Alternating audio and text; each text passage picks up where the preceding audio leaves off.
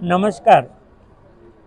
શ્રી સૌરાષ્ટ્ર પટેલ સેવા સમાજ સુરત તરફથી સુરતના પ્રવેશદ્વાર કામરેજ રોડ ખાતે જમનાબા વિદ્યાર્થી ભવનનું નિર્માણ થયું છે. આગામી 24/5/2026ને રવિવારે માનનીય મુખ્યમંત્રી શ્રી ભૂપેન્દ્રભાઈ પટેલની ઉપસ્થિતિમાં એનું લોકાર્પણ થવાનું છે.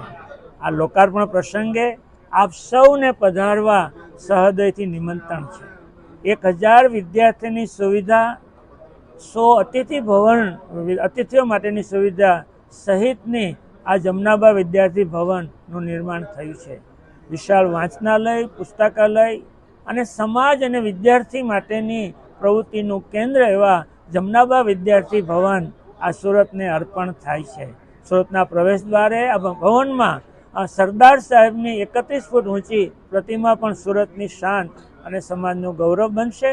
બસ આપ સૌ આ લોકાર્પણ પ્રસંગે ઉપસ્થિત રહો એવું ભાવભીનું નિમંત્રણ છે.